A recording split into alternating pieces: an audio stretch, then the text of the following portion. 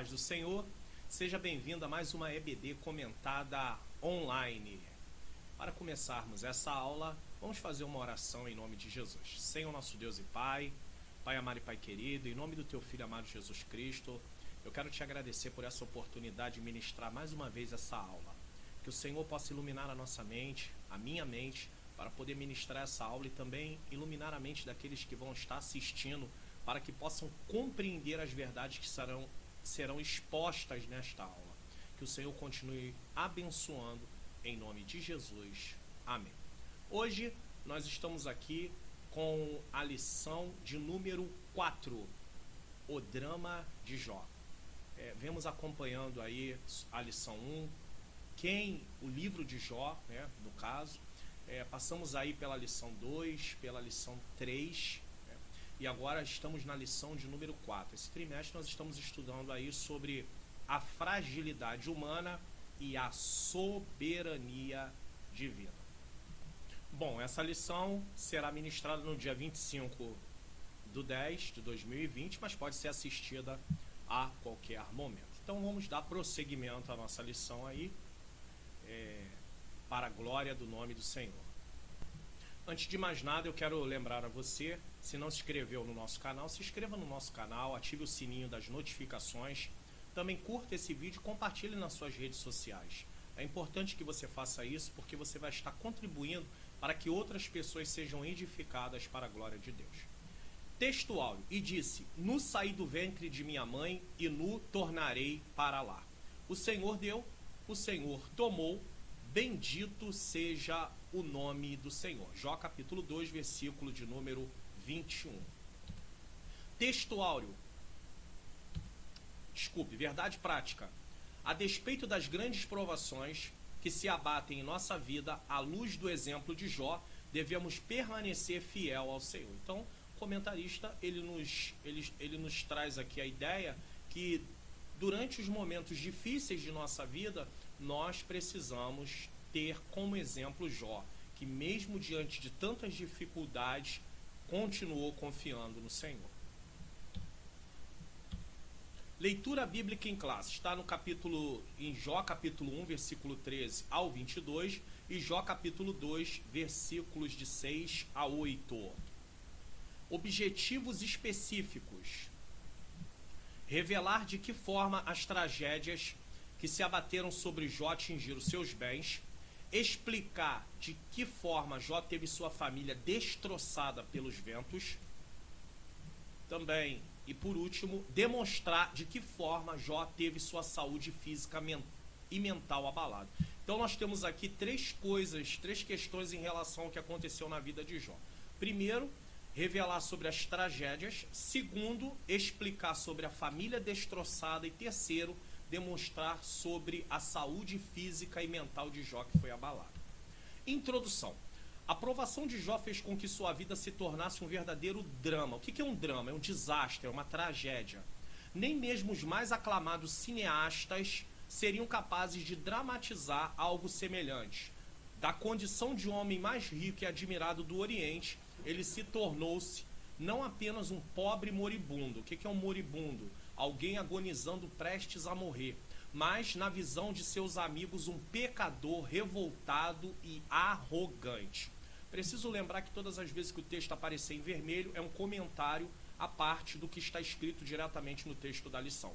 Essa visão dos amigos de Jó em relação ao seu triste estado reflete o que Jeremias disse em suas lamentações. Jeremias 3,39, na Almeida Revista Corrigida, diz: de que se queixa, pois, o homem vivente? Queixe-se cada um dos seus pecados. Nesse caso, Jó não poderia questionar nada. Afinal de contas, ele estava sofrendo em consequências de seus próprios pecados. Porém, o sofrimento na vida de Jó não era consequência de pecados. Apesar de Jeremias dizer do que se queixa o homem, queixe-se cada um dos seus próprios pecados, aqui nesse caso em particular, Jó não estava sendo afligido por causa dos seus pecados. De uma vida abastada, piedosa e fraternalmente estruturada, Jó mergulhou em um mar de calamidades. De repente, tudo se desmoronou. Os rebanhos foram roubados e dizimados, os empregados foram assassinados e outros mortos em desastres aparentemente naturais. Os filhos, seu bem mais precioso, morreram. Às vezes nós encontramos pessoas dizendo que estão passando na prova de Jó. Elas não têm a mínima ideia do que elas estão dizendo. Você para pensar. Jó perdeu todos os seus bens, Jó perdeu todos os seus filhos e Jó ficou doente de uma forma que ele chegou, depois de tudo aquilo que ele estava vivenciando, ele chegou a amaldiçoar o dia do seu nascimento, que é o tema da próxima lição. Então não tem o sofrimento de Jó registrado em seu livro, ele é o auge, mostrando o auge do sofrimento humano por causa da queda. Nós podemos pegar a revelação de Deus e dividir em 4 pilares. A Bíblia, como completa a revelação de Deus, em 4 pilares. Criação, primeiro pilar. Queda é o segundo pilar. A partir do capítulo 3 vem a queda. Tá? Redenção, que é a morte de Jesus para resgatar todo aquele que no nome dele crê. E por último, consumação. Nós estamos no período da queda com a redenção. Quem está em Cristo está dentro da redenção. Quem está fora de Cristo está vivendo aqui o período da queda. Mas de uma forma ou de outra, mesmo nós que estamos em Cristo, nós ainda temos a natureza pecaminosa em nós. Então, a dor registrada, o sofrimento de Jó registrado em seu livro, ele mostra o auge da dor por causa da queda. E nós não chegamos no auge, nesse ponto. É claro que nós não podemos medir dor, cada um interpreta a dor de uma forma diferente. Porém, sofrimento de uma forma diferente, vê o sofrimento de uma forma diferente. Porém, não há como dizer assim, eu estou passando no sofrimento, na prova de Jó. Olha o que Jó passou. Se nós estudarmos com bastante atenção, nós vamos dizer, não estou passando nem um pouquinho desse tamanho, porque o que Jó passou foi muito difícil. Mas mesmo assim, ele continuou fiel ao Senhor. O sofrimento de Jó era multifacelado. Então aqui nós vamos começar a entender. Era físico, social, emocional e espiritual. Físico, social, emocional e espiritual. Tá? Estava em dor e tormento. Nós temos várias referências aí. Tá? Tinha grandes dificuldades. No âmbito físico teve insônia. Jó 7,4. Perder peso, 16,8. Ficou com os olhos vermelhos e olheiras profundas, 16,16. Emagreceu, 17,7, 19,20. Tinha calafrios, 21,6. Dores nos ossos, 30,17. A pele enegrecer, a pele dele ficou escura, preta. Você está entendendo? E descascara, capítulo 30, 28 e 30. Tinha febre, 30, e furúnculos que coçavam, 2,7. Agora pergunto, dá para comparar a sua prova com a prova de Jó só na área física? Vamos lá. Socialmente, as pessoas o rejeitavam, zombavam e escarneciam. 12,4, 16,10, 17,2 e 6, as referências. E as crianças debochavam dele, 30, do 1, versículo 9 a 11. Por isso não tinha alegria, 9,25 e 30, 31. Na sua angústia e amargura, esfera emocional, tá? Sentia que estava na escuridão e em desespero. Todos os amigos, parentes o abandonaram. Jó 19, 17 a 29. Diante de Deus, Jó estava espiritualmente sem esperança. Deus estava parado e aparentemente desinteressado em Jó. Era como ele se sentia nesse momento. Embora o sofredor clamasse por ajuda, ele não abandonou o clamor dele a Deus. Capítulo 30, versículo 24 e 28. Cenas difíceis de esquecer. Refletir sobre Jó. Refletir sobre como Jó reagiu a isso é o objetivo dessa lição. Então não tem como eu dizer que eu estou na prova de Jó. Ainda eu já perdi um filho. Porém, mesmo assim, eu não posso dizer que eu estou na prova de Jó. Agora, o que Jó passou é um exemplo para que eu possa também falar, poxa, se Jó conseguiu, pela graça de Deus, foi fortalecido, ele conseguiu, em nome de Jesus, eu também vou conseguir. Tá? A tragédia de natureza econômica. Então, a primeira tragédia veio na parte econômica de Jó. O sucesso na esfera comercial. O autor sagrado já havia sublinhado que Jó era o maior de todos os do Oriente. Jó 1:3. O respeito, a admiração, a riqueza e a prosperidade do homem de Uz contribuíram para a construção dessa imagem. Veja aqui que a parte, o respeito, admiração e riqueza, tudo isso está embutido dentro dessa questão de prosperidade, porque a prosperidade não está só limitada, né, à questão financeira. Quando a Bíblia diz que e Deus prosperava tudo que José fazia, era o trabalho da mão de José. Tudo que José empreendia a fazer, Deus abençoava. Então a prosperidade é nesse âmbito, entendeu? A gente almeja fazer alguma coisa e Deus, porque nós estamos na direção de Deus, nós buscamos orientação na palavra dele, vemos como é lícito se portar e aí Deus, ele abençoa. Então Jó era um homem próspero nessa parte, tá? O autor já havia destacado a riqueza e a prosperidade de Jó, medidas pela grande quantidade de animais e servos a serviço dele. Veja que ele divide aqui riqueza de prosperidade. Pessoas podem ser ricas e podem não ser prósperas. Pessoas podem ser prósperas e não serem ricas, tá? O comércio e a atividade do campo eram suas principais atividades. Então você vê que o comércio e a atividade do campo eram suas principais atividades. Devido à sua grande riqueza, não são poucos autores que igualam Jó aos grandes industriais e empresários contemporâneos, ou seja, dos nossos dias. Enquanto as ovelhas proporcionavam lã para a produção têxtil, por outro lado, os camelos e jumentas estavam a serviço do transporte de cargas. Então eles tinham a lã, né, para a produção vamos dizer assim, de tecidos, e os camelos e jumentas, eles estavam a serviço de transportar. Hoje existem caminhões, enfim, existem outros meios de transporte, avião, navios, mas naquele tempo eles usavam os animais. Dessa forma, Jó se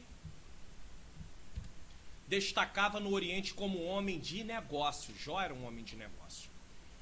Comentário. Era comum no tempo que Jó viveu olhar para a abundância de bens de um homem que tinha também uma família estruturada e reconhecer que tal homem estava desfrutando dos benefícios do Senhor. Essa constatação não é uma suposição, pois o próprio Satanás afirma que as mãos do Senhor estavam sobre tudo o que Jó possuía. Jó 1:10, na Nova Versão Internacional, diz: acaso não puseste uma cerca em volta dele, da família dele e de tudo que ele possui? Tu mesmo tem abençoado tudo o que ele faz, tudo, tá? A prosperidade, tudo o que ele faz, de modo que todos os seus rebanhos estão espalhados por toda a terra. Jó, além de ter toda a quantidade de animais, aquela quantidade de servos à sua disposição, a seu serviço, ele tinha muitas terras. Dá para entender, diante de tudo isso que ele tinha, que ele possuía muitas terras. Olhando para esses detalhes históricos, podemos notar que não há como medir a vida com Deus de ninguém através de seus bens e até de ter aparentemente uma boa família. Uma pessoa pode ter aparentemente uma boa família e nem por isso ele pode ter uma grande comunhão com Deus. Ele aparentemente pode ter muitos bens e nem por isso vai atestar que ele tem comunhão com Deus.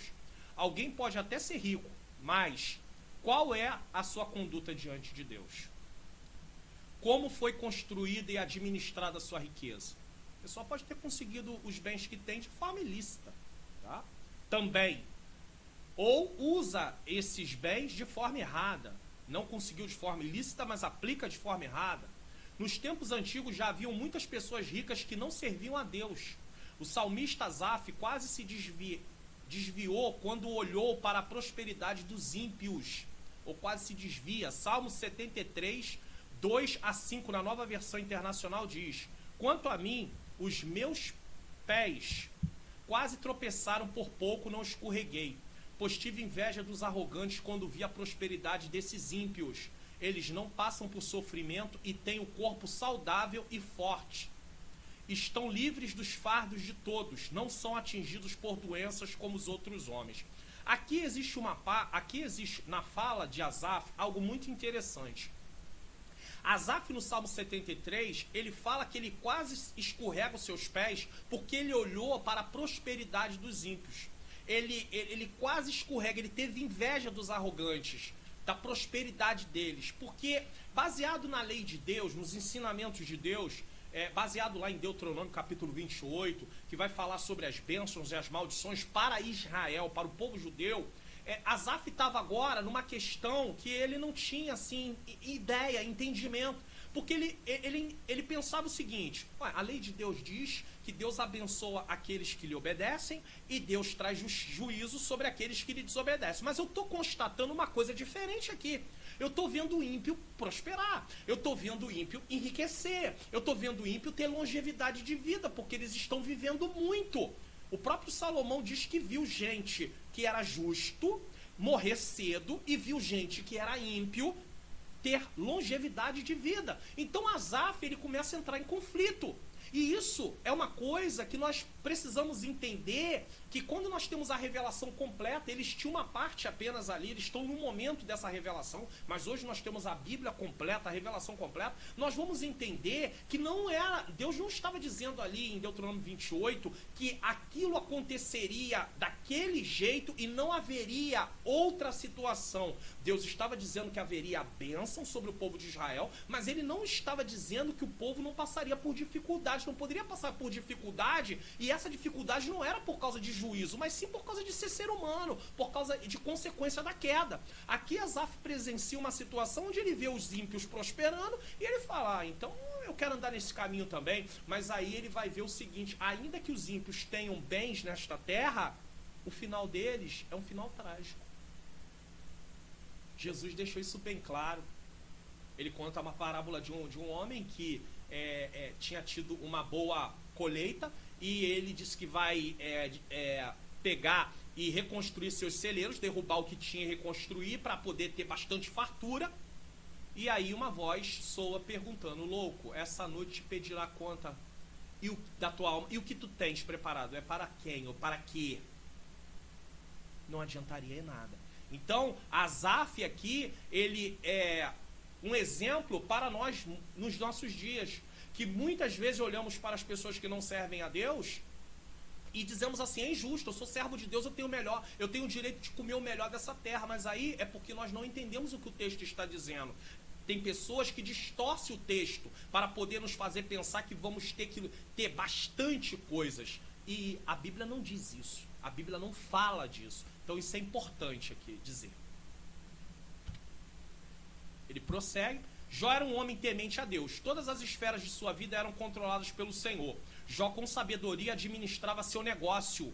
Unindo tudo isso, o resultado era também o crescimento financeiro. A sabedoria que Deus dava a Jó pela comunhão que ele tinha com Deus, Deus fazia com que ele soubesse como administrar o que estava sobre a sua mão.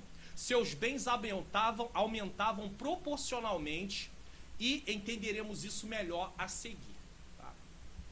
2. O sucesso na esfera do campo.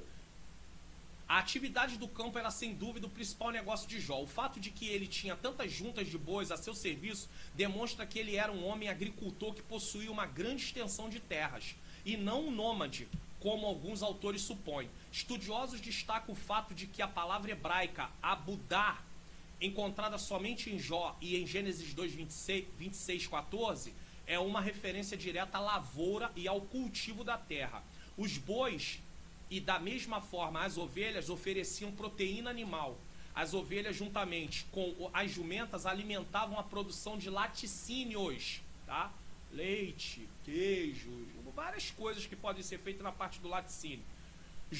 Isso fazia de Jó um verdadeiro empreendedor no sentido moderno do termo. Agora imagine uma pessoa que é empreendedora, que ela está a serviço de Deus, que ela serve a Deus, que Deus lhe dá sabedoria. Como isso pode crescer proporcionalmente ao negócio que ele tem? Vamos lá, comentário. Jó é um exemplo de um homem rico que servia a Deus. Porém, a Bíblia diz que ele ficou rico só... Porém, a Bíblia não diz que ele ficou rico só porque servia a Deus.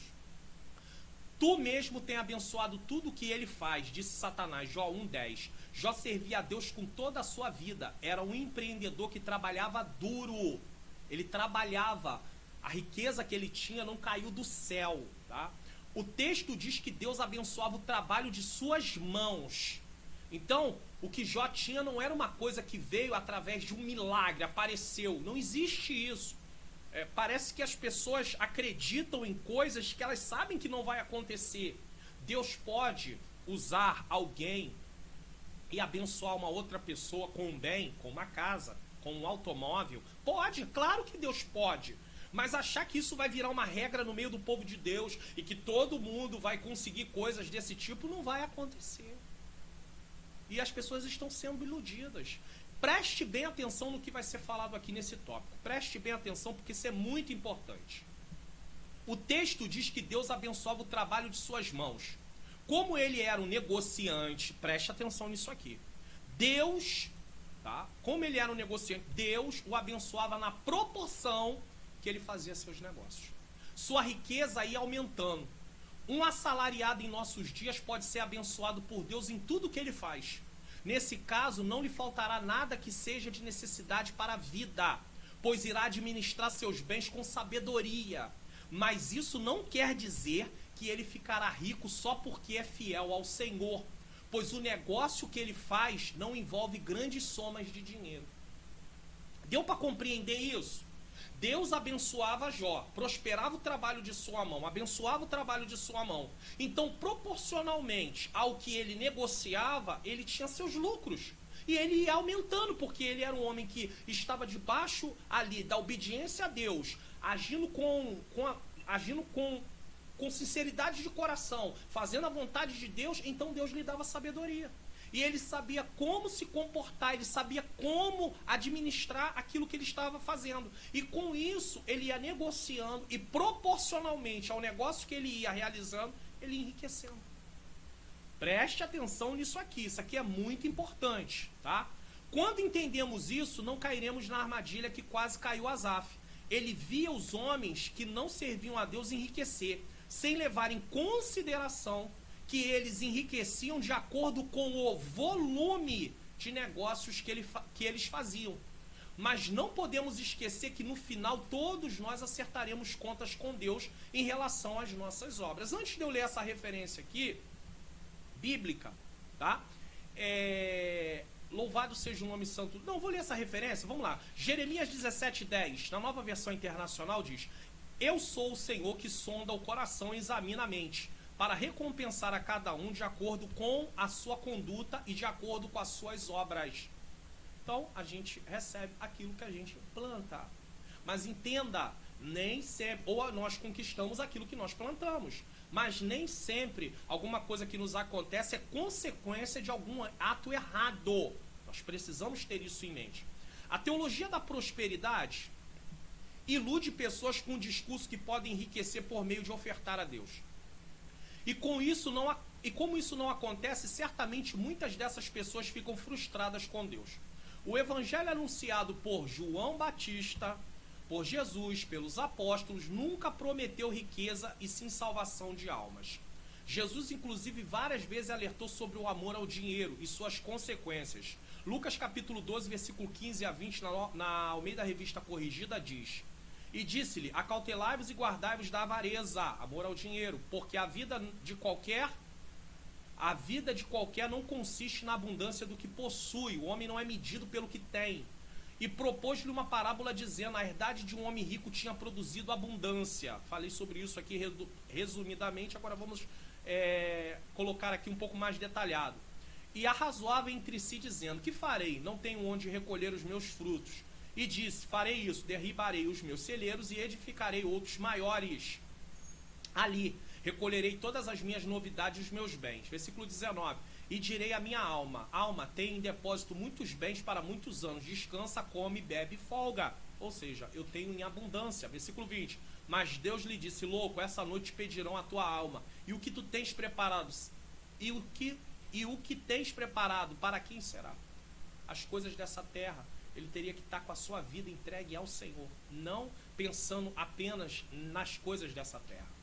Deus pode até realizar um propósito específico.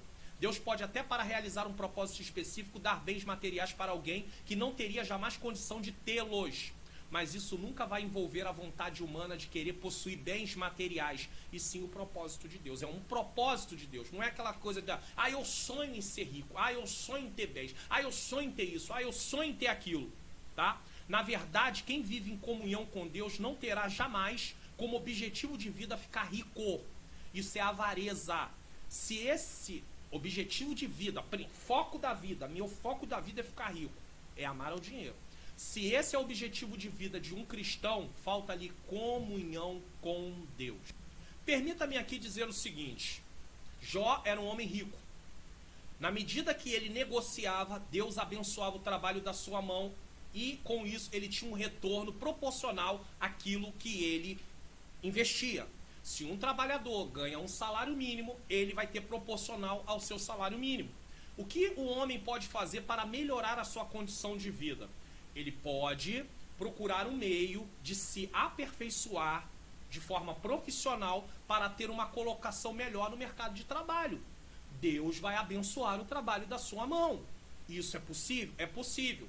Mas nós temos que ter cuidado que às vezes olhamos para outras pessoas que têm uma profissão e nós falamos assim, ele ganha bem, eu também vou seguir essa profissão. Mas a pergunta é, você tem aptidão para isso? Você tem habilidades específicas para trabalhar nesse ramo, nessa profissão? Porque não adianta você trabalhar naquilo que você não tem aptidão, que você não tem habilidade. Aí tem alguns homens ensinando hoje que isso não é questão de ter habilidade, de ter aptidão, de ter dom natural. É questão de você usar técnicas que vai dar certo. Isso não é verdade. Isso não é verdade. Você vai trabalhar bem dentro daquilo que você tem aptidão. Você se sente realizado. Por exemplo, eu não tenho aptidão para ser um vendedor. Se me colocar no comércio para vender, alguém vai dizer, mas o senhor fala bem, o senhor tem uma boa argumentação, mas a questão de venda não está em mim. Então eu não trabalharia como vendedor. Poderia ter uma necessidade de trabalhar um momento, mas aquilo não seria um objetivo de vida para mim. Por quê? Porque eu não tenho aptidão para essa parte. Mas alguém está dizendo, mas ser vendedor está ganhando muito dinheiro. Tem gente que consegue bons lucros sendo vendedor. É verdade, mas não seria o meu caso. Então eu tenho que procurar alguma coisa dentro do que eu tenho aptidão. E aí as pessoas se iludem. E acham também que ganham um salário pequeno, não se preparam melhor para ter uma posição melhor no mercado, ou então se dedicar também a uma outra profissão que ele também tem aptidão por aquilo. E aí se sente frustrado com Deus. Deus não me abençoa. Deus te abençoa. Mas Ele está te abençoando dentro daquilo que você faz. É isso que eu tenho que ter na minha cabeça. Deus vai me abençoar dentro do que eu faço. Se um homem tem uma profissão, vamos falar de um técnico de informática, ele vai lá fazer uma formatação de computador. Vamos botar um preço aqui apenas como exemplo. Digamos que ele cobre R$120 para fazer uma formatação de computador. Digamos que ele leve aí, vamos botar um dia para fazer essa formatação. Aí tem um outro homem que tem uma formação que ele faz conserto em grandes máquinas. E ele também vai levar um dia. Só que proporcionalmente um ganhou 120 e às vezes o outro ganhou 2.000. Tá entendendo? Ganhou 3.000, ganhou 5.000. Então, não tem como comparar isso. É claro que aquele que tem uma formação naquela área, tem aptidão para aquilo, trabalha com aquilo, ele vai ter uma vida financeiramente muito melhor do que o outro. Mas isso não quer dizer que Deus não está abençoando esse aqui também. Deus está abençoando da mesma maneira, mas Deus está abençoando proporcionalmente ao que nós fazemos. Agora, uma pessoa que fica de braços cruzados, ele vai ser abençoado proporcionalmente ao que ele faz. Ele está produzindo o quê? Nada. Ele vai receber o quê? Nada. Deu para entender? Jó trabalhava muito, por isso Deus o abençoava também, porque ele o servia de todo o seu coração. Não se iluda com um discurso que só porque você serve a Deus de todo o coração, mas se você fica com os braços cruzados, se você quer produzir pouco, se você não quer responsabilidade com as coisas de trabalho, você não vai ter um lucro grande, não tem como.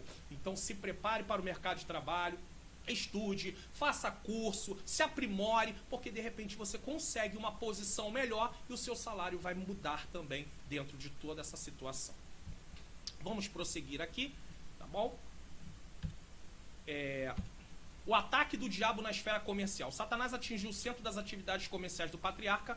O adversário procurou retirar aquilo que, graças ao trabalho duro, Jó havia conquistado. Então o diabo vai lá tocar na parte lá do trabalho, tudo que o homem havia conquistado. Assim destruiu os animais e o pessoal a serviço dele, desestabilizando-o financeiramente. Seu negócio foi a bancarrota. Não tinha como conseguir prosperar, prosseguir assim. Mesmo Deus abençoando, mas com esse ataque, foi um momento ali que Deus permitiu para um propósito específico. Agora a situação de Jó estava complicada. Sem animais de carga, o transporte estava prejudicado. Como é que Jó ia transportar agora os seus produtos? Comentário: Satanás promove um ataque em todas as áreas da vida de Jó, e isso envolveu a esfera comercial. Ele usa pessoas, sabeus e caldeus. Isso aqui prova que o inimigo, para poder nos atacar, pode usar até pessoas que dão lugar, de certa forma, a ele vai usar essas pessoas. Infelizmente, isso pode acontecer até dentro da nossa própria casa. O inimigo pode usar pessoas até mesmo dentro da nossa própria casa. Você está entendendo? Então, nós precisamos ter em mente que o adversário, para tentar nos desestabilizar e nos fazer blasfemar contra Deus, porque a vontade do diabo não tem a ver apenas com questão de perdermos bens. Às vezes a pessoa pensa assim: o diabo quer que eu perca meus bens. Mas qual o objetivo por trás disso? O diabo quer que perca a saúde, o diabo quer que perca a família. Mas qual é o objetivo por trás disso? O propósito principal? O propósito principal por trás disso é fazer você perder sua fé diante de Deus. O inimigo nos ataca para nos fazer perder nossa fé, para abandonar a nossa fé, para nos voltar contra Deus. Era isso que ele queria fazer com Jó, é isso que ele quer fazer comigo, é isso que ele quer fazer contigo. Não podemos perder a nossa fé em Deus, independente das situações, independente das circunstâncias, dos momentos difíceis. Precisamos perseverar em Deus, precisamos continuar confiando no Senhor, porque Ele vai nos sustentar. 4. O ataque do diabo na esfera do campo. Da mesma forma que atingiu os negócios de Jó na esfera comercial, Satanás atingiu também na esfera do campo, destruindo a sua fonte de produção de proteínas e laticínios. O diabo atingiu em cheio toda a fonte de sua riqueza. Era preciso muito equilíbrio para não se desesperar diante de um quadro tão sombrio. Ele usa também um meio que se assemelha ao juízo de Deus, mas que na verdade não envolvia Deus no ato em si. Jó 1,16. Então o diabo usa um meio, ele usa uma estratégia. Estando este ainda falando, Jó 1,16 diz: veio outro e disse: fogo de Deus caiu do céu. Alguns acreditam que foi um raio. A Bíblia não diz o que foi, diz apenas fogo do céu, tá? Só para vocês entenderem. E queimou as ovelhas e os moços e os consumiu. Sabemos que o raio, se cai, ele pode fazer a mesma coisa que está descrito aqui. E só eu escapei para te trazer a nova. Essa forma de Satanás se comportar poderia fazer Jó se revoltar com Deus. Foi algo parecido. Será que Deus está me trazendo juízo? Mas Jó tinha uma teologia. Deus dá e Deus tira. Dentro dessa teologia de Jó, tudo que acontecesse de mal, que o diabo tentasse fazer, mesmo que ele usasse coisas parecidas com um juízo de Deus, Jó estava ali. Deus dá e Deus tira. Deus faz o que quiser. No entanto, Jó entendia que Deus podia fazer o que quisesse. Deus poderia dar e poderia tirar. E a reação de Jó era o quê? Adorá-lo. Aí nós chegamos. Jó perde tudo e está adorando. Aí as pessoas, não, a gente tem que adorar sempre, tem que fazer como Jó. Mas isso tudo é na boca, palavras. A questão é, e no momento que estamos ali dentro da situação, é assim que eu, Mário Luna, me comporto? É assim que você que está assistindo esta aula se comporta? A nossa fala é bonita, desde que o dia da adversidade não chegou até nós. Mas e se chegar? É assim que eu me comporto? É assim que você se comporta? Então Jó, ele estava aqui firme no seu propósito de fazer a vontade de Deus. Bom, vamos aqui. Aqui é necessário fazer uma ponderação. Evidentemente que nem sempre o empreendimento de alguém quebra por investidura de uma ação maligna direta. Isso é claro, tá? Muitas vezes é apenas um mau gerenciamento ou até mesmo consequências de uma crise de mercado. Às vezes pode vir uma crise de mercado e a pessoa ter perdas significativas na sua vida financeira. Ou um mau gerenciamento. A pessoa que é um empreendedor, ele precisa se preparar, ele precisa estudar, se ele vai abrir um negócio. O problema é, sabe o que acontece?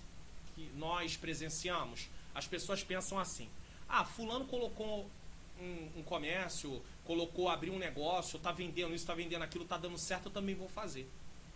A pergunta é, você tem aptidão para isso? Você tem preparo para isso? Você tem recurso financeiro, entendeu? Para levar isso à frente. Tudo isso tem que se pensar. Uma pessoa só pensa em ganhar o dinheiro, mas não pensa em tudo que ela precisa fazer para chegar até lá. Aí o que ela tem? Problemas sérios. Louvado seja o nome santo do Senhor. Todavia, no caso de Jó, foi uma ação maligna, e em muitos casos hoje também o é. Comentário. A primeira coisa que precisamos entender é não espiritualizar tudo. Como disse o comentarista, existem pessoas que acham que tudo é ação maligna. Perder o horário de levantar para o trabalho é o diabo.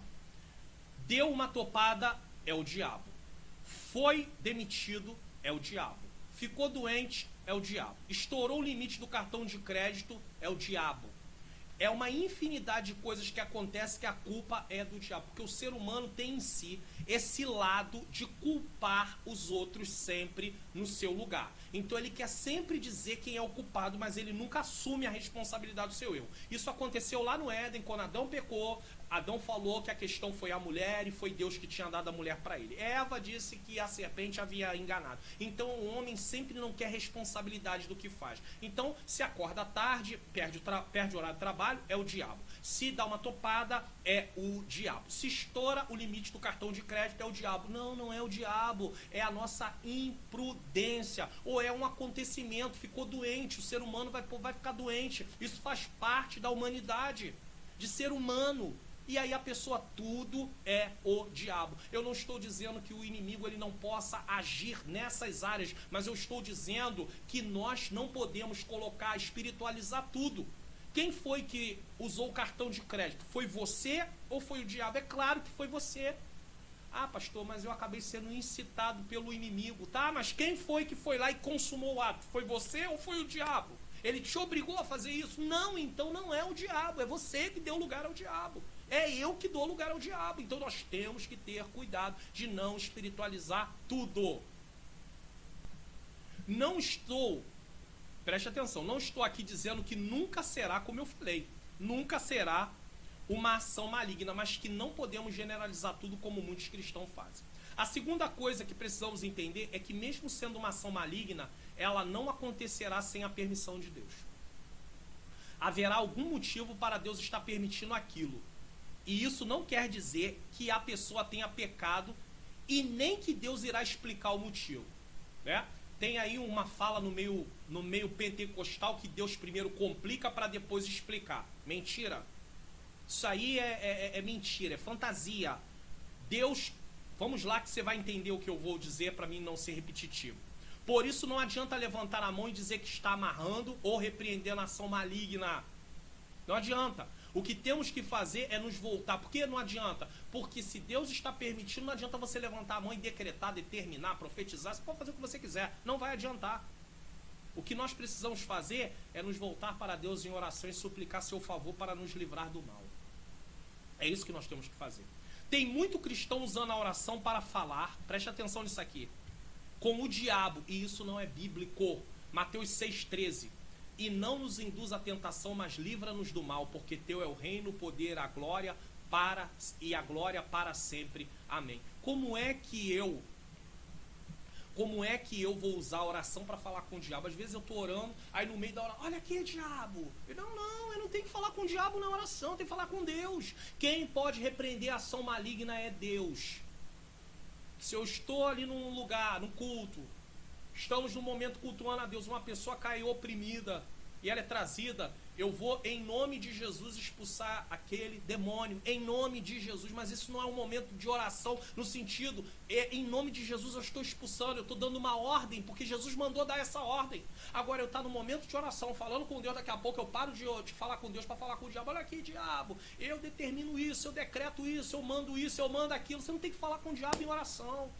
Tem gente que perde o tempo todo na sua oração, gasta muito mais tempo na oração falando com o diabo do que falando com Deus, falando com os demônios do que falando com Deus. Outra coisa, existem pessoas que gastam tempo na sua oração falando o nome de demônios infinitamente, achando que isso vai resolver alguma coisa.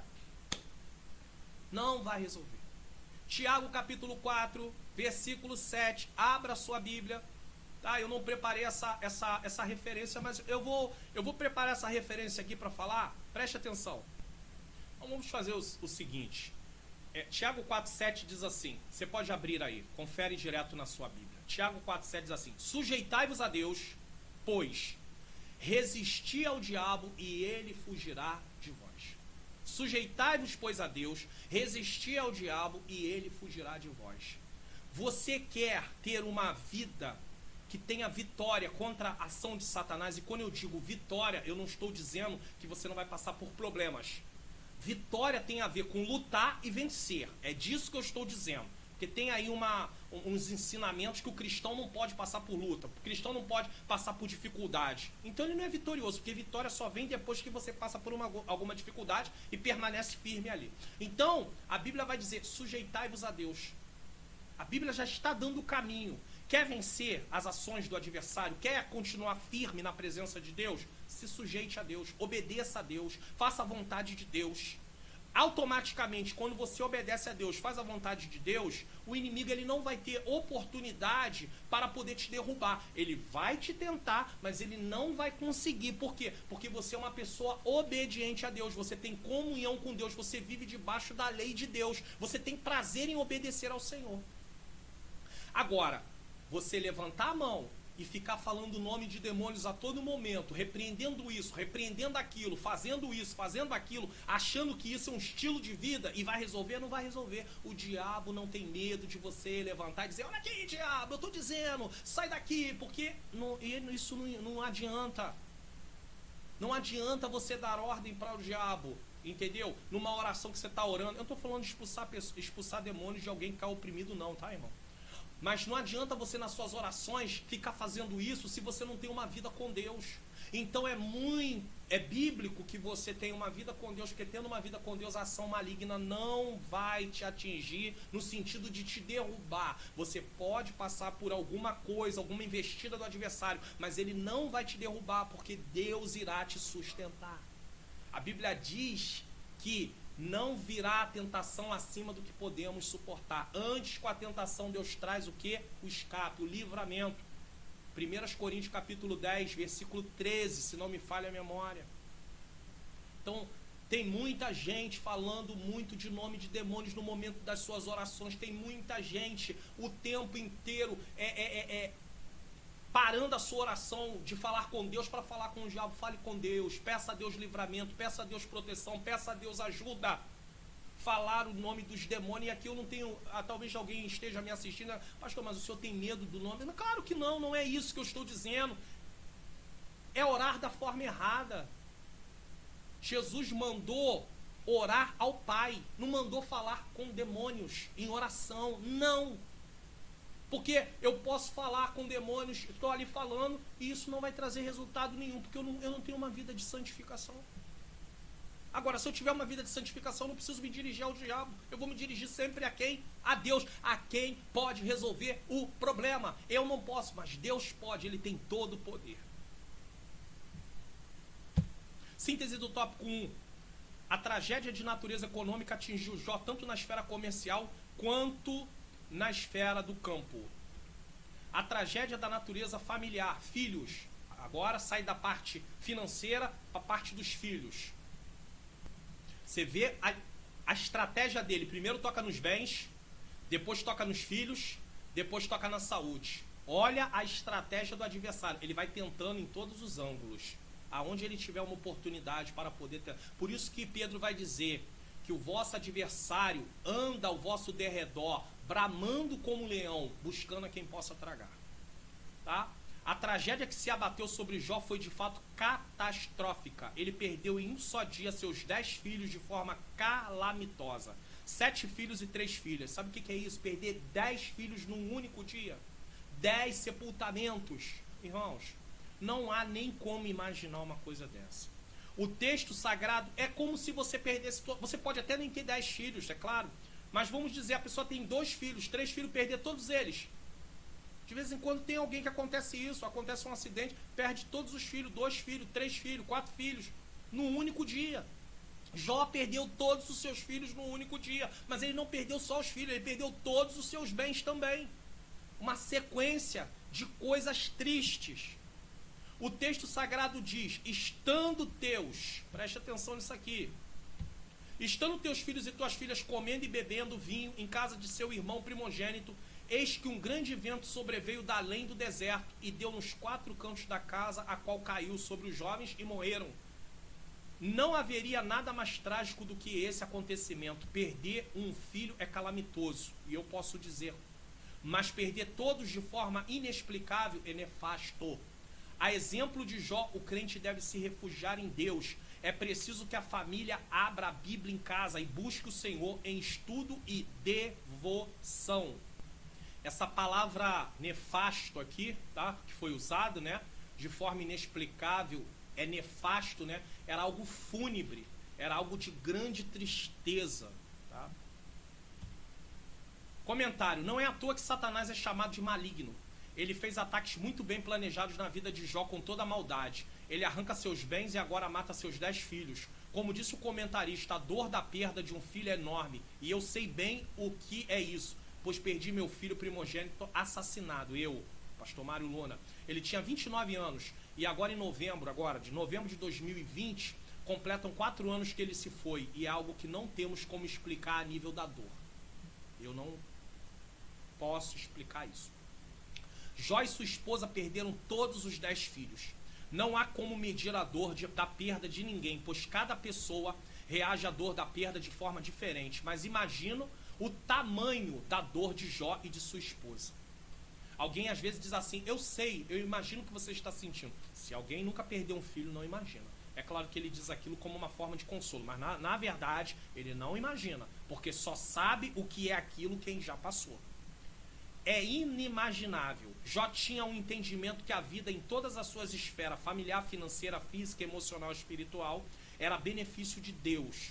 Sendo assim, Deus poderia retirar esse benefício a qualquer momento e não haveria motivos para se voltar contra Deus, pois o Senhor poderia fazer o que quiser. A teologia de Jó é, Deus é dono de tudo, faz o que quiser. Ele me dá e ele pode tirar. Ele vai fazer o que ele quiser. Se eu recebi os filhos, Deus também pode tirar. Tudo que tinha na vida de Jó via como um benefício de Deus.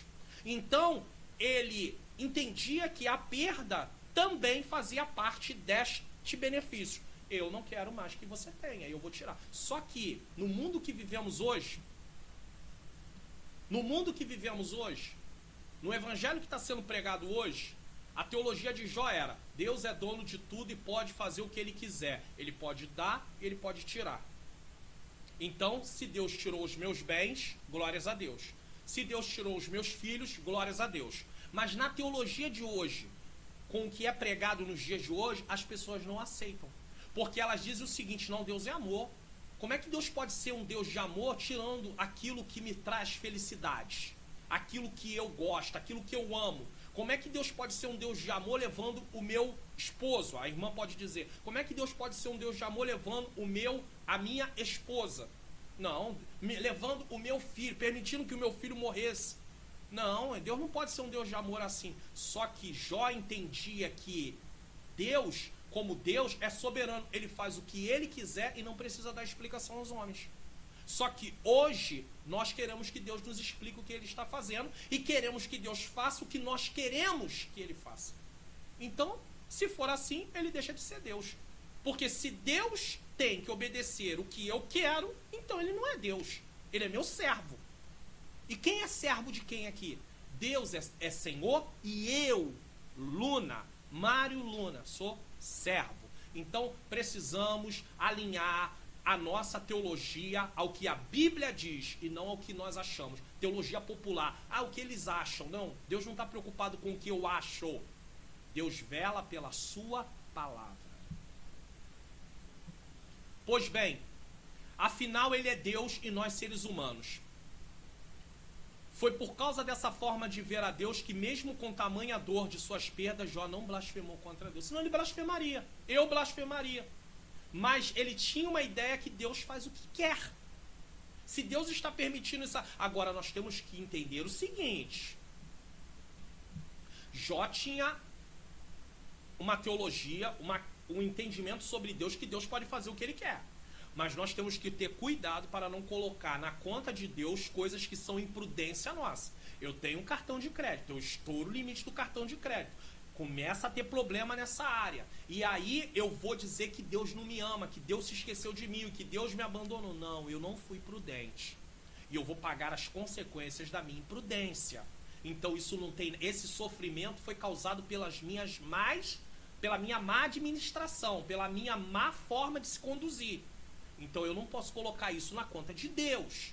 Agora, pode acontecer uma coisa, por exemplo, como o meu caso, eu perdi um filho. A vida não está na minha mão. Então, Senhor, tu é culpado, tu não me ama. Não, Deus permitiu. É doloroso? É. Eu sinto. Mas eu não posso colocar na conta de Deus.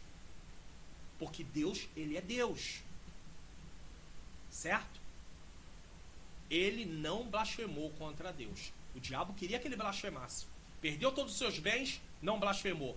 Perdeu os seus 10 filhos, não blasfemou. Vamos prosseguir. Ele disse: no saí do ventre de minha mãe, no tornarei para lá. O Senhor deu, o Senhor tomou. Bendito seja o nome do Senhor.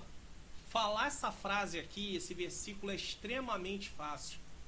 Agora, falar depois do que ele passou é extremamente difícil. E vou além. Falar que no saí do ventre da minha mãe, no tornarei para lá, o Senhor deu, o Senhor tomou, bendito seja o nome do Senhor. Só é possível falar isso realmente com a graça de Deus. Porque sem a graça de Deus nós não temos condição. Sem o favor de Deus, sem Deus nos dar estrutura, nós não conseguimos. Nós vamos nos voltar contra ele, nós vamos nos revoltar, nós vamos querer parar de viver, enfim, nós vamos querer ter atitudes que são atitudes humanas. Mas Jó diz: no saí do ventre da minha mãe, no tornarei para lá, ou seja, voltarei à terra, morrerei, o Senhor deu, o Senhor tomou, bendito seja o nome do Senhor. É muito bonito cantar isso, mas viver isso não é nada bonito. E mais, conseguir viver isso e falar isso aqui só através da graça de Deus. Só através da graça de Deus, tá? É impossível, humanamente falando. Existe inclusive um louvor da cantora Midian Lima, baseado nesse texto. A grande verdade é que só quem viveu essa experiência entende um pouquinho do que esse versículo quer dizer. Um pouquinho. As pessoas cantam isso sem a menor ideia do que estão cantando, até porque quando perdem se revoltam contra Deus, já falei. Mas Jó não apenas expressou com os lábios, mas seu coração dizia a mesma coisa. O Senhor deu, o Senhor tomou. O Senhor deu, o Senhor tomou. O Senhor deu, o Senhor tomou. Ele não apenas falava com a boca, o coração dele estava falando a mesma coisa. O Senhor deu, o Senhor tomou. O Senhor deu, o Senhor tomou. Quer ver quando a pessoa fala só com a boca, mas o coração não está falando a mesma coisa? É quando você quer desistir da presença de Deus e você desistiu. Ah, meu filho partiu. Ah, não quero mais Deus. Deus se esqueceu de mim. Deus nunca se esquece do seu povo. Se Deus se esquecesse de mim, Satanás acabaria com a minha vida. Você viu o que ele fez na vida de Jó com a maior facilidade? Ele faria a mesma coisa contra todos nós. Então Deus nunca se esqueceu de nós. E as adversidades, as aflições faz parte desta vida. Mas em nome de Jesus, um dia vai se cumprir o que está escrito em Apocalipse. E Deus enxugará dos nossos olhos toda lágrima, e não haverá mais dor, nem clamor, nem morte, porque as primeiras coisas são passadas. Enquanto estivermos aqui, haverá momentos difíceis, haverá altos e baixos. Mas a nossa fé não pode se perder. Lembre-se sempre disso. Nós não podemos perder a nossa fé. Bendito seja o nome do Senhor. É por isso que precisamos estar buscando sempre a Deus em oração e estudo da palavra, para que se alguma coisa acontecer, possamos não perder a nossa fé. Segundo, a esposa. Primeiro ele toca nos filhos. Agora vem uma situação. A esposa. Olha essa situação aqui da esposa. A mulher que muita gente critica. A mulher que muita gente critica, né? Então vamos lá. A frase amaldiçoa Deus e morre, Jó 2:9, atribuída à esposa de Jó, é uma das mais chocantes do livro. Talvez por isso seja objeto de várias explicações. Muita gente quer explicar isso aqui. Muitos autores tentam suavizá-la quando interpretam como sendo uma ironia feita pela esposa de Jó. Nesse caso, ela de fato estaria dizendo: você continua aí com essa sua fé enquanto tudo desmorona à sua volta? Por que tudo isso? Deixe de lutar por isso e aceite a morte. Outros procuram atribuir um sentido ao texto ao qual ele não tem. Para estes, a esposa de Jó não estava mandando amaldiçoar a Deus, mas orientando Jó a louvá-lo. Abençoa é louvá-lo. Alguns dizem que ali a palavra é abençoa a Deus e morre. Então louve a Deus e morrer em paz. No entanto, as evidências do texto depõem contra esse entendimento. A reação de Jó ao dizer que sua esposa falava como qualquer louca confirma este fato. Vamos fazer um comentário aqui sobre isso. Podemos aprender lições com o comportamento da esposa de Jó. Muitos a criticam sem observar o cenário como um todo. Eu não estou saindo aqui em defesa da esposa de Jó, mas nós precisamos ser justos ao que o texto está demonstrando. Presta atenção nisso aqui. Precisamos primeiro levar em consideração sua enorme dor, pois além de todos os bens, ela também perdeu todos os filhos em um único dia e viu seu esposo visivelmente à beira da morte. Quem foi que gerou as crianças? Foi Jó ou foi a esposa? Foi a esposa, não foi Jó. Quem gerou os filhos foi a esposa, não foi Jó. Tá? Quem conviveu com todo aquele momento da gestação foi a esposa. É visível que a estrutura espiritual da esposa de Jó é diferente da dele, é claro. Por isso sua reação também é diferente. Com certeza ela sabia da vida piedosa de Jó e poderia pensar: como é que Deus pode permitir tudo aquilo com quem o servia de todo o coração? Precisamos lembrar que apesar de Deus permitir que Satanás tocasse nos bens, nos filhos e na saúde de Jó, era de Jó e não da sua esposa que Deus havia falado sobre sua integridade, retidão, temor e que se desviava do mal. Não foi da esposa de Jó que Deus falou, foi do próprio Jó. Então, Jó tinha uma estrutura espiritual, a esposa tinha outra estrutura espiritual. Isso é muito comum nos casamentos nos dias de hoje. O marido tem uma estrutura, a esposa tem outra estrutura. Às vezes a estrutura espiritual da esposa está acima da do marido, às vezes a do marido está acima da esposa. Dificilmente pode acontecer que é uma estrutura parecida, mas enfim, a estrutura espiritual da mulher aqui visivelmente era diferente da de Jó. Tá? A esposa de Jó estava dentro de uma situação que ela mesma não tinha o mesmo entendimento que seu marido acerca de Deus. Para Jó, o Senhor deu, o Senhor tomou, bendito seja o nome do Senhor. Esse era o Jó. A teologia de Jó é: Deus dá, Deus tira, Deus faz o que quiser. A esposa de Jó não tinha esse mesmo entendimento. É claro que isso não inocenta a esposa de Jó pelo que ela disse, mas devemos entender que qualquer um de nós, se nossa confiança não estiver em Deus, pode se comportar como uma mulher de Jó em meio às adversidades da vida. Qualquer um de nós, eu, você ou qualquer um, pode se comportar igualzinho ela ou até pior. Nessa parte da história podemos perceber que apesar da esposa de Jó não ter sofrido um ataque fatal, sido morta, ela acabou contribuindo com os planos de Satanás, que era tentar fazer Jó blasfemar de Deus. No momento que ela fala aquilo, Jó poderia ter ali se levantado contra Deus. Então ela acaba naquele momento ali contribuindo, né, de certa forma com o plano de Satanás que estava em curso. O que Jó mais precisava era apoio. E nesse momento, devido ao total desespero, sua esposa lhe deu palavras duras. Mas Jó não perdeu sua fé e por isso não blasfemou de Deus. Jó fala para a mulher o seguinte: como qualquer pessoa sem razão, sem entendimento das coisas, fala tu. É porque hoje a expressão doida para nós é uma expressão assim pesada, mas Jó estava falando sem entendimento. Como qualquer pessoa que não tem a mínimo entendimento, você está falando. Receberíamos o bem de Deus e não receberíamos o mal? Então a teologia de Jó é receber o bem, mas Deus também pode trazer aquilo que nós consideramos o mal. Mas para a esposa de Jó, isso não tinha validade.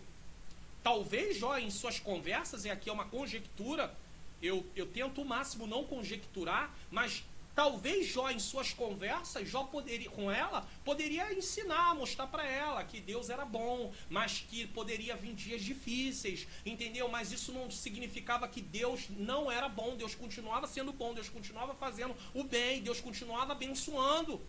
E aí no momento daquele a mulher vai e diz o que diz. Mas vamos lembrar o seguinte: ela não tinha a mesma estrutura que o seu marido. certo? Ela não tinha a mesma estrutura. Então ela dá palavras duras. Com isso, a tese de Satanás estava errada. Por quê? Deus não subornava Jó para o servir e nem Jó era um interesseiro. Então, Jó perde os bens, Jó perde os filhos, a esposa chega para ele, dá uma palavra para ele depois que ele está lá doente, moribundo, mas mesmo assim ele não cede. Ele não blasfema contra Deus. 3. O fato. Um vento forte soprou sobre a família de Jó, devastando-a. Ainda hoje, fortes ventos continuam a soprar em famílias inteiras. O resultado desses ventos é a degradação familiar, divórcios, drogas, etc. Acontece muito. É preciso ter um firme propósito em Deus para ir em frente. Às vezes um dos cônjuges não vai, não quer, desiste, abandona, não cumpre papéis, trai, coisas de tudo quanto é natureza. Então há essa oscilação, há essa desordem, tudo isso por causa do quê? Da queda. E nós respondemos por nossas atitudes. A exemplo de Jó, o crente deve se refugiar em Deus. O único lugar que nós podemos ir é para Deus, buscar a Deus. É preciso que a família abra a Bíblia em casa e busque o Senhor em estudo e devoção. Por isso que é importante, irmãos. Meus queridos, é muito importante, devido às aflições, devido às tribulações, devido aos momentos difíceis nessa vida, que nós tenhamos uma vida de comunhão com Deus, uma vida de busca a Deus, uma vida de estudo da sua palavra, de compreensão da sua palavra, para que quando vier o dia da adversidade, nós saibamos como nos comportar. Porque nós vamos ter entendimento. Jó tinha um entendimento, receberíamos o bem, não receberíamos o mal? Jó entende que Deus pode permitir vir o bem, mas Deus também pode permitir vir o mal. Jesus disse, no mundo tereis aflições. Aí vem um evangelho que está sendo pregado hoje por pessoas que estão pregando o evangelho, que o cristão é um cristão que só vai vencer, só vai conquistar, só vai ter as coisas. E Jesus não disse nada disso. E eu volto a bater na mesma tecla. Como eu vou ser um vitorioso se eu não passar por lutas? A vitória do cristão não está em conquistar coisas materiais, apesar que isso não é errado, desde que não seja o objetivo de vida dele. A vitória do cristão está em permanecer de pé, mesmo diante de todas as adversidades, com a graça de Deus. Comentário. Podemos perceber que quando o dia da adversidade chegou, lembre-se disso, na casa de Jó, ele já tinha alcançado maturidade.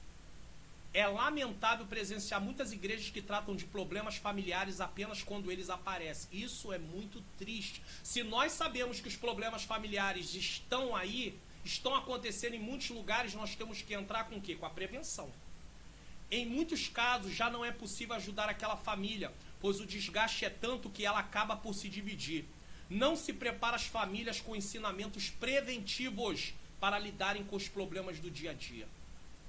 As igrejas precisam urgentemente investir em famílias, criar, no caso daquelas que não têm um departamento de família, com pessoas preparadas, treinadas, de confiança da liderança, para dar suporte às famílias daquela igreja local. Como eu já disse várias vezes, um homem sozinho, o pastor sozinho da igreja não tem como atender essa demanda, não tem como. Tem muita gente que fica sem tratamento por causa disso. Aí alguém vai dizer, não, irmão, é só abrir a Bíblia e resolver o problema. Mas há momentos na vida das pessoas que elas precisam ser pastoreadas. Elas precisam de orientação e o pastor pode designar pessoas preparadas que têm um chamado nessa área para contribuir com isso. Se não o fizer, pessoas e famílias estarão perecendo.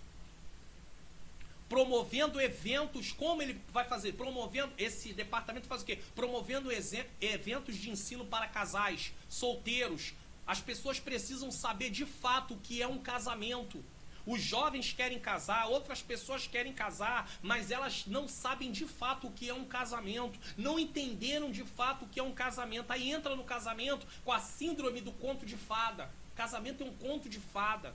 Ou então o casamento é uma coisa que eu vou querer e eu vou dizer o que tem que ser feito e tudo vai ser feito do meu jeito, tudo vai correr do jeito que eu quero. Não é assim que funciona. Não é assim que funciona. Então nós precisamos dar treinamento para os casais, treinamento para os solteiros, entender o que é o casamento. Tem solteiro que, se realmente aprendeu o que é um casamento, ele vai dizer, não estou preparado ainda para isso. Pode ser que um dia eu esteja, mas hoje eu não estou. Mas não, fulano tá casando, eu também vou casar. E aí casa despreparado, sem entender o que é um casamento. É igual pessoas que aceitam Jesus e aí aceitam Jesus de uma forma ali, às vezes inesperada. Alguém chama para frente. Acontece muito isso, né? Chama as pessoas para frente para receber oração. Lá, depois que elas já estão lá na frente, só foram lá para receber oração. Agora levanta a mão para Jesus. Aí a pessoa vai levantar a mão para Jesus, né? Quer aceitar Jesus? Levanta a mão. E a pessoa às vezes se sente um pouco constrangida. Ela não tem a mínima ideia do que é aquilo. Aí não passa por um discipulado, não aprende o que é o evangelho, daqui a pouco está se batizando. O que vai acontecer? Essa pessoa daqui a pouco está desistindo. Por quê? Porque ela não entendeu o que é o evangelho. Ela precisa ser treinada, aprender o que é o evangelho, para que ela venha tomar a decisão e dizer, não, eu realmente quero servir a Deus. Então, as igrejas precisam ter realmente um cuidado com a área familiar, porque é uma área que está tendo muitos problemas, de várias espécies. Pessoas que vão entrar num casamento que vieram de uma vida toda desestruturada dos pais, uma criação muito difícil, tem vários traumas, viram vários conflitos do pai com a mãe. Como é que ela vai enfrentar um casamento? Ela já vem, o homem ou a mulher já vem com traumas, já vem com receios, já vem armado para o casamento. Quando aquela outra pessoa nem fez nada com ela ainda, mas ela já vem armada por causa dos seus traumas. A igreja precisa observar isso e trabalhar em cima dessa área com grande urgência. Muitas igrejas, tá? Aqui, não podemos cruzar os braços quando tudo está ruindo. Muitas igrejas se preocupam com vários eventos, cultos de campanha, cultos até da família, mas são raras as igrejas, principalmente no meio pentecostal, que eu faço parte há mais de 30 anos, que tem um departamento de ensino para casais, um departamento de família, atuando com tudo o que já foi dito acima. É raro uma igreja no meio pentecostal ter departamento de família. Não há preocupação com essa área. Pastor, mas o pastor vai lá, o pastor faz o gabinete, mas ele sozinho não vai resolver isso nunca. Se não tiver a promoção de eventos, ensinamento, treinamento, de quando em quando, precisa ter palestras, precisa ter seminários, precisa ter eventos nessa área. Eu vou continuar batendo nessa tecla, não tem jeito. Várias vezes eu estou envolvido com aconselhamento e vejo tantos problemas que tantos casais têm, que se forem treinados diretamente pela igreja, com a autoridade dada pelo pastor da igreja, há muito mais progresso do que se tentar se ajudar essas pessoas de forma individual, sozinhas, né, sem ter ali um aval diretamente da igreja. Porque quando um conselheiro de família, ele vai ajudar, preste atenção nisso aqui, quando um conselheiro de família vai ajudar um casal, se ele está ali debaixo de uma ordem dada pelo pastor, de uma indicação dada pelo pastor, as pessoas que vão ser aconselhadas sabem que ali está um representante do líder da igreja, da liderança da igreja. E aquele homem, aquele casal que está ali orientando, ele tem autoridade, ele vai poder falar de coisas, e aí não entra aquela situação tipo, você está falando isso comigo porque a minha esposa te contou. Você está falando isso comigo porque o meu marido me contou. Não, é uma questão para resolver o problema. Isso tudo cai por terra. Porque foi direcionado pela igreja que está preocupada com a estrutura daquela família. Preste atenção. Eu pergunto, é mentira o que estou falando? Que falta departamento de família nas igrejas? Que falta trabalho de prevenção para ajudar palestras, ensino nessa área? É mentira? Igrejas com famílias fortalecidas é uma igreja fortalecida. Igreja com famílias doentes é uma igreja doente. E tem muita igreja doente por aí porque não se atém a essa área.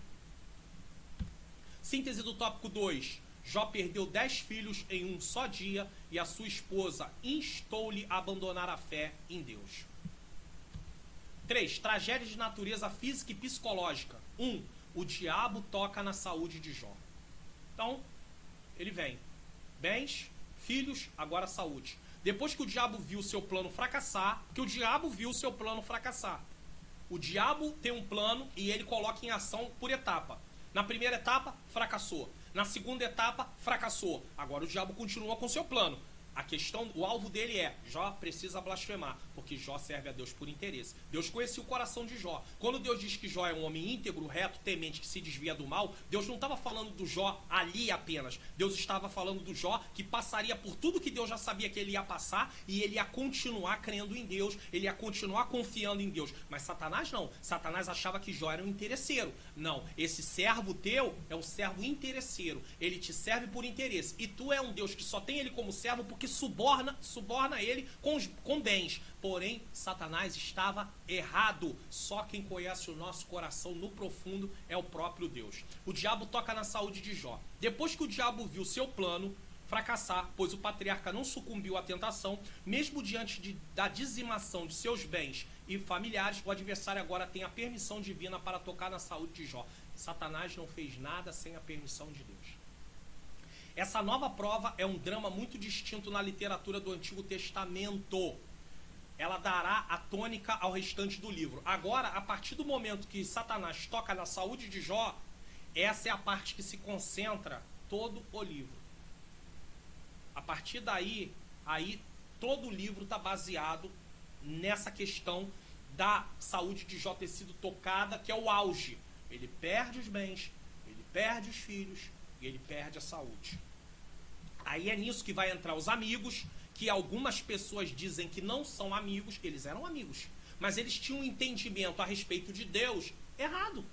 Como a mulher de Jó também tinha. Agora, o entendimento de Jó em relação a Deus é: Deus faz o que ele quer, porque ele é Deus. Ele dá e ele tira. E louvado seja o nome do Senhor. Os amigos de Jó não tinham esse entendimento.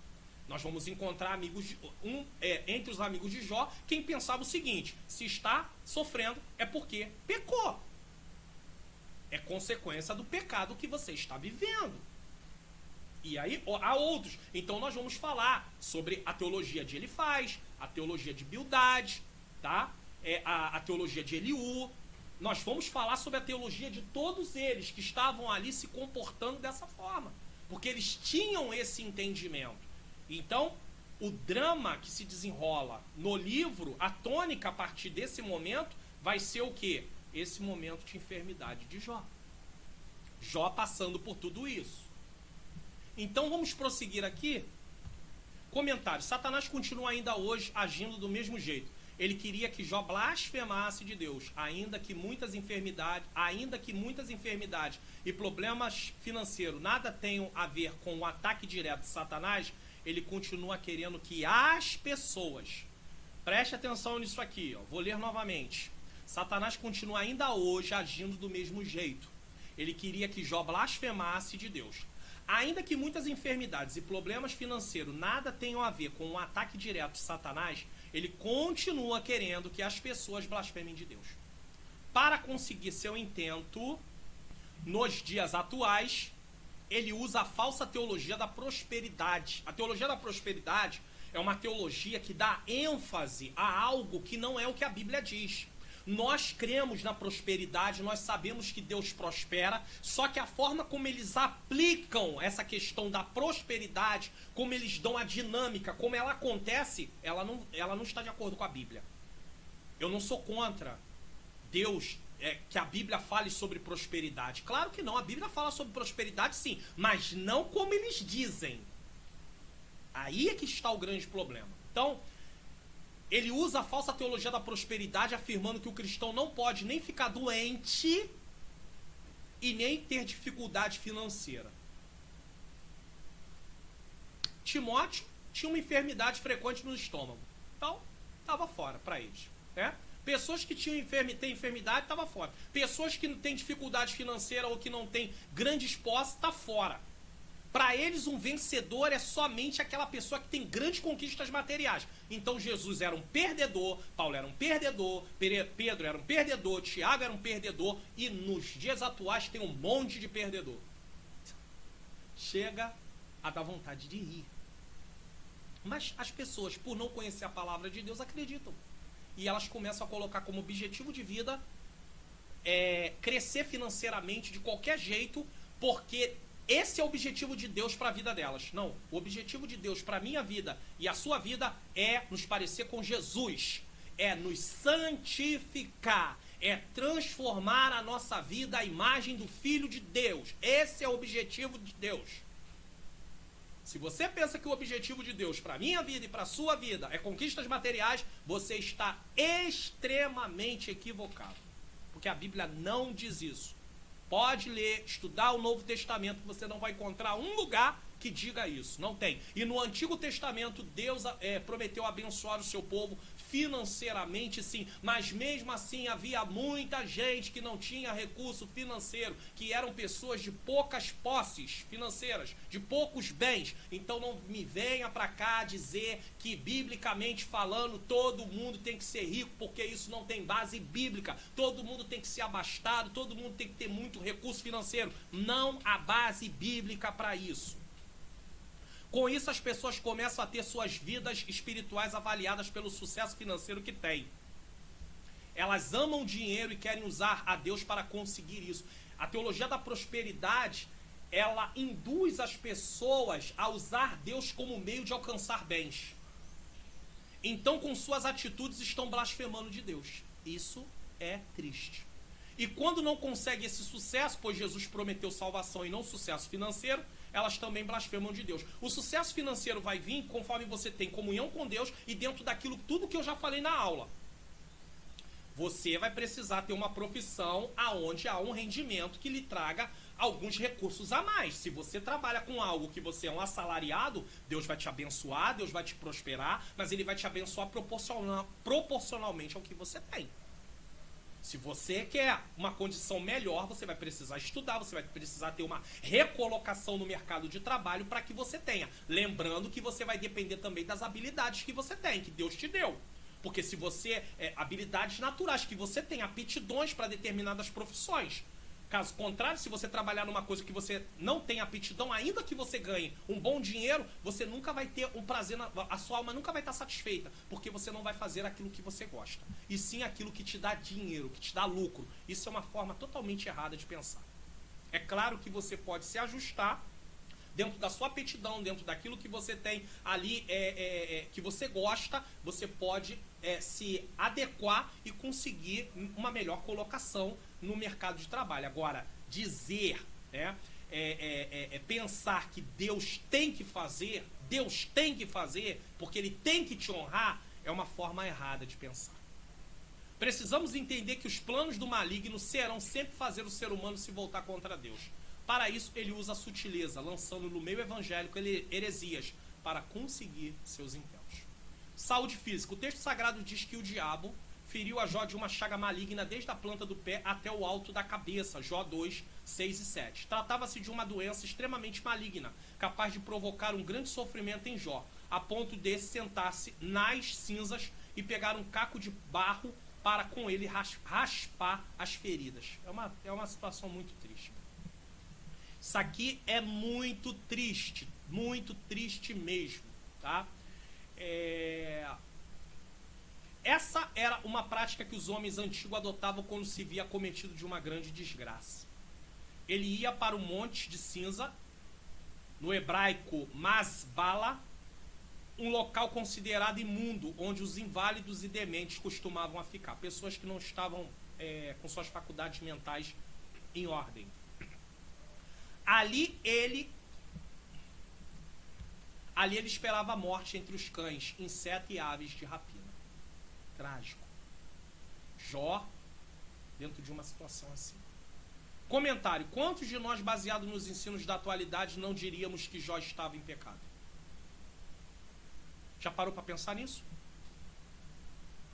Quantos de nós, baseado no que se ensina hoje aí, não diríamos que Jó estava em pecado? Quantos de nós não diríamos? Como algo tão terrível pôde acometer um homem temente a Deus como Jó? Porque a ideia é, se eu temo a Deus, se eu sirvo a Deus, Deus vai ter que me honrar, Deus vai ter que me abençoar, Deus vai ter que me prosperar. Essas lições estão servindo para desmantelar essa falsa teologia que ensina que se eu sirvo a Deus, eu tenho que ter muita condição financeira. Essas lições vão servir para isso, estão servindo para isso, vai desmantelar. Não é pecado almejar ter um recurso a mais, ter uma condição melhor, desde que eu entenda que é preciso muito trabalho duro dentro das áreas que eu tenho aptidão e Deus vai me abençoar proporcionalmente ao meu trabalho. Se eu não trabalho e não faço nada, a proporção vai ser zero, porque 0 vezes 0 é 0. Se eu não quero nada esperando que caia do céu, vai ser 0. Lembre-se disso, hein? Afinal, a Bíblia não diz que nenhum mal te sucederá. Alguém diria, né? Afinal, a Bíblia não diz que nenhum mal te sucederá, nem praga alguma chegará à sua casa. É triste pegarem esse texto do Salmo 91 e dar uma interpretação que ele não tem. Nossa mente finita quer respostas que a maioria das vezes Deus não nos dará. Então, como por natureza não gostamos de ficar sem resposta, procuramos uma explicação uma explicação nada verdadeira para a situação. O salmista diz que nenhum mal te sucederá, nem praga alguma chegará à tua tenda. Ele está falando do poder que Deus tem de guardar a pessoa. Mas isso não quer dizer que todas as vezes Deus vai impedir que coisas ruins aconteçam na nossa vida. Vai acontecer. Jesus disse isso muito claro. No mundo tereis aflições. O apóstolo Paulo até disse que todos que quisessem servir a Deus piamente padeceria tribulações, perseguições, lutas, tá? Foi o patriarca constrangido a suportar as dores mais terríveis e piores desconfortos a quem o ser humano jamais fora submetido. Entretanto, reteve a sua integridade. Muitos são os servos de Deus que estão a sofrer as mais terríveis enfermidades. Uns, à semelhança de Ezequias, enfrentam um tumor maligno que pouco a pouco vão lhe consumir nas forças e que lhes resta das humanas feições. E o que lhes resta das humanas feições? Outros, como Lázaro, da história narrada pelo Senhor Jesus, jazem cobertos de uma chaga que os tornam repulsivos, embora espiritualmente sejam os mais puros dos homens.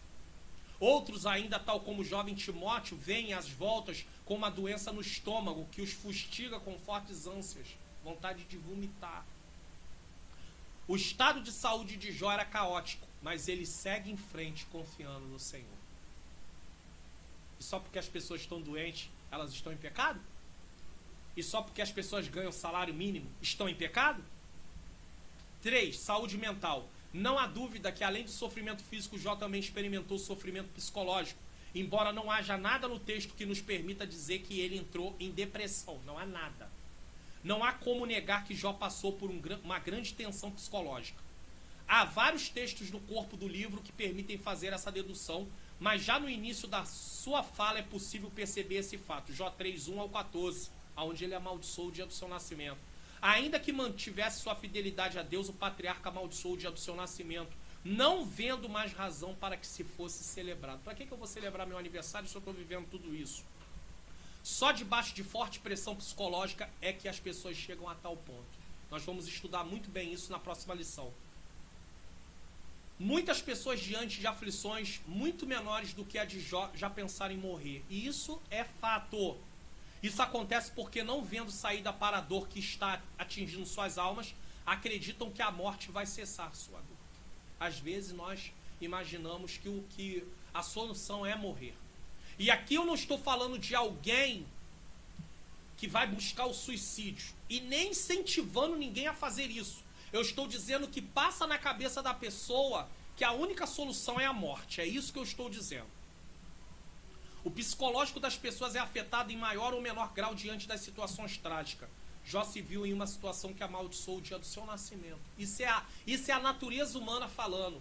Isso é a humanidade dele falando. Jó não peca quando faz isso. Nós vamos ver isso na próxima lição. Apesar de não haver nada no texto que prove que Jó estava em depressão,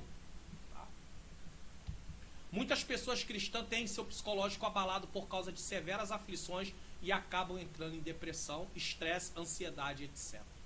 Nesse caso, é bom lembrar que isso não aconteceu por causa de pecados cometidos.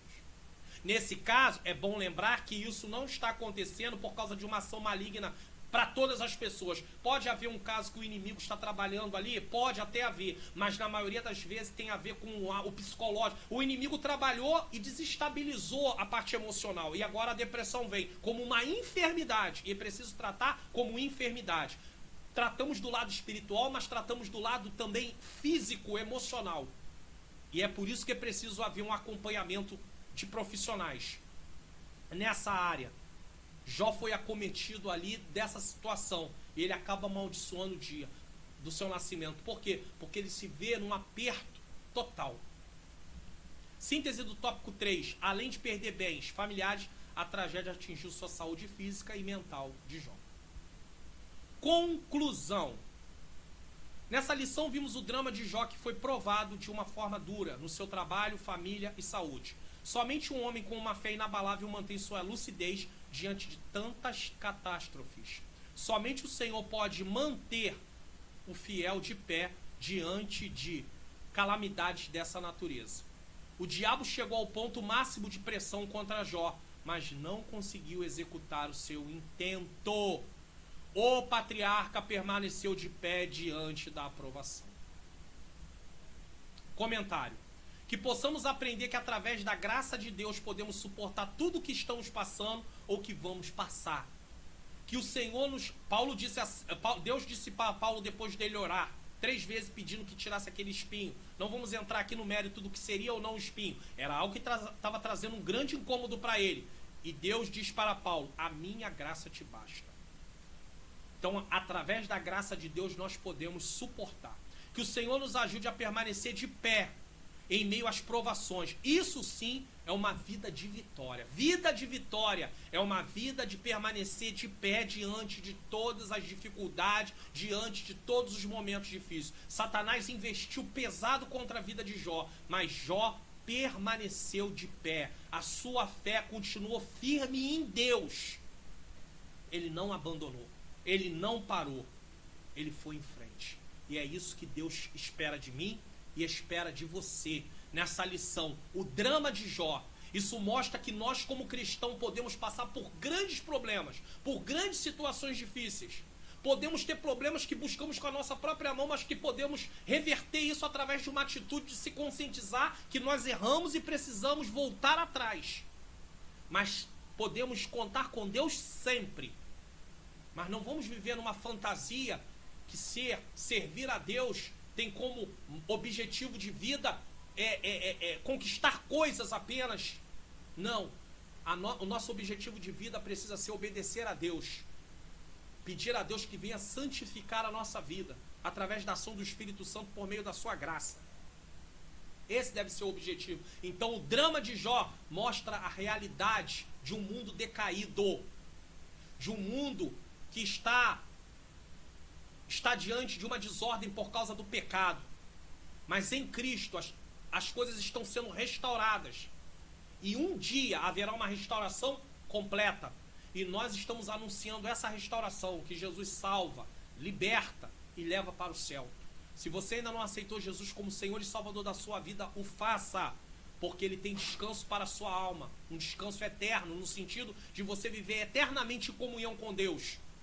Mas se você rejeitar ao Senhor, diante de todas as oportunidades que estão sendo lhe dadas, haverá um dia que você estará separado eternamente de Deus, em tormento, numa eternidade.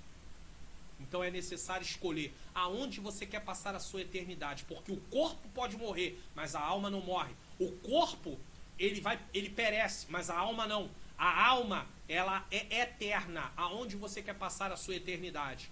Em comunhão eterna com Deus ou em separação eterna de Deus? Podemos viver um drama nessa terra, mas Deus tem um lugar para estarmos eternamente com Ele. Não desista. Vá em frente. Que o Senhor Jesus continue nos abençoando. Na nossa próxima lição, nós vamos estar estudando sobre o lamento de Jó, lição de número 5, que será ministrada no dia 1/11 de 2020. Então, lamento de Jó, aonde vamos falar sobre o dia que Jó amaldiçoou o seu nascimento. Essa será a próxima lição. Tá? Nesse momento, eu quero poder fazer uma oração com você. Lembro a você que durante toda a aula apareceu aí chamadas pedindo para você assinar o canal, ativar o sininho das notificações, curtir o vídeo, compartilhar o vídeo, ser um colaborador dessa obra, então não deixe de fazê-lo. Que o Senhor Jesus continue nos abençoando. Vamos orar. Senhor Deus e Pai, quero te agradecer pela ministração dessa aula, que tudo que foi dito aqui possa ser aplicado no meu coração e no coração de cada um que assistiu essa aula. Nós necessitamos da iluminação do Teu Espírito Santo sobre a nossa mente. Nos ajuda, Senhor. Que o Senhor continue nos abençoando e que os dramas dessa vida que venhamos enfrentar, eles não sejam um motivo de perdermos a nossa fé e abandonar a Tua presença, mas que possamos ir em frente para a glória do Teu nome e sermos fiéis até o fim. Louvado seja o nome santo do Senhor. Que o Senhor nos permita estar aqui para ministrar a próxima lição. Em nome do Senhor Jesus Cristo. Amém.